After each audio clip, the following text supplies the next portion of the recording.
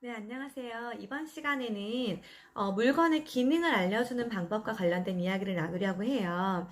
일단 저도 아기의 언어에 걱정을 하기 시작하면서 계속 그 연령대별로 해야 할 미션을 생각하게 되잖아요. 여러 차례 말씀드렸듯이 저는 우리 아기가 9개월쯤 늦다라고 생각하고 지내왔기 때문에 그 9개월까지는 그 하한선을 절대 그 벽을 허물고 싶지가 않았어요. 그러던 중에 우리 아기가 해야 되는 미션 중에서 어떤 물건의 기능을 알 수 있다. 이게 있더라고요. 근데 그 전까지는 우리 아기가 그냥 사물의 이름 말해주는 정도 또는 뭐 빨간 자동차가 붕붕 지나가요. 이 정도까지는 해주고 있는데 기능과 관련된 걸 하지 않는 거예요. 그래서 저는 의도적으로 계속 이야기를 주변에서 하게 되죠.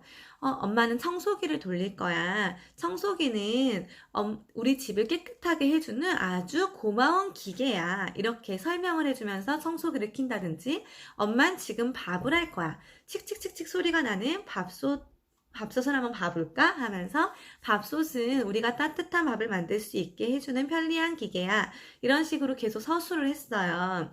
제가 이렇게 직접적으로 서술을 한 이유는 제가 이제 읽어본 책들 중에서 정말 자연스럽게 언어를 익히는 아이들 같은 경우는 직접적으로 설명하는 게 별로 효과가 없을 수 있어요. 그런데 생활 속에서 간접적으로 효과를 얻기 위해서는 이 아이가 언어에 관심이 많아야 되거든요. 근데 우리 아기 같은 경우는 언어에 관심이 크지 않았잖아요. 아무리 집에서 밥이 칙칙칙칙칙 소리가 나면서 밥솥이 밥을 하고 있어도 설명을 해주지 않는 이상 저게 밥솥이구나라는 걸 생각하지 않는 그런 성향이 있었거든요. 그래서 저는 계속 아기의 주변에 있는 물건들을 서술하기 시작했어요. 예를 들어 테이블에 앉는다 그러면 아, 책상이구나. 우리 꾸미가 공부할 수 있도록 잘 도와주는 책상이구나. 의자에 앉아볼까? 이런 식으로 계속 물건의 기능을 알려주는 거예요. 그러던 어느 날 비가 왔어요. 그래서 비가 주룩주룩 내리는데 사실 저는 우리 아기 우산을 4살 정도부터 처음 썼어요. 첫째 같은 경우는. 근데 그냥 모르겠어. 왜 그랬는지 모르겠지만 그 비를 한 방울이라도 맞게 하고 싶지 않았어요. 근데 아기가 우산을 쓰고 가면 비를 당연히 맞을 거 아니에요? 용납할 수가 없는 거예요. 그래서 어린이집을 가든 뭘 가든 항상 지하, 비가 맞지 않는 곳에서 이동을 하고 비 오는 날은 되도록 나가지 않고 막 이랬던 거예요. 잘못된 육아를 했던 거죠. 그러다가 어느 날 이제 비가 오는지 모르고 어린이집 쪽으로 나갔어요. 외부로. 나갔는데 3살짜리 아기도 우산을 쓰고 가고 아무튼 아기들이 다 우산을 쓰고 가는 가운데 저만 둘째를 안고 첫째는 제가 엄청 큰 우산을 쓰고 파라솔 같은 우산을 쓰고 종종종종종종 갔던 거예요. 근데 왠지 우리 애기가 좀 억울해 보이기도 하고 그래서 꿈이야 저 친구 지금 쓰고 있는 게 뭔지 알아? 했더니 알더라고요. 우산 하는 거예요. 그래서 우산이 뭔데? 그랬더니 이제 어버버버 하죠. 그래서 우산은 우리가 비를 맞지 않도록 비를 막아주는 도구야. 꿈이도 우산 쓰고 싶어? 너무 쓰고 싶어 하는 거예요. 그날로 당장 우산을 주문했어요. 그러면서 우비도 주문하고 이제 그런 장신구를 또 주문을 해서 꾸미가 하원한 후에 엄마가 우산을 샀어. 엄마가 여기에 공룡이 그려져 있는 우산을 샀어. 우산은 뭐 하는 거라고? 비 어쩌고 저쩌고 얘기를 해요. 그렇지. 비가 왔을 때 우산을 쓰면 비를 맞지 않아. 축축하게 젖지 않아. 라고 이야기를 막 해줬죠. 그 후로도 비가 오는 날은 비가 오면 뭘 써야 된다고? 우산 얘기하겠죠. 그래, 꿈이야, 오늘 우산 쓰고 갈래? 쓰고 간다고 하겠죠.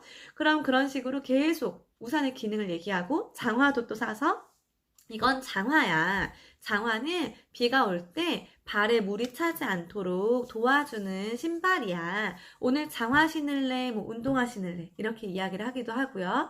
그렇게 생활 속에서 경험하는 일들을 통해서 계속 물건의 기능을 알려줬어요.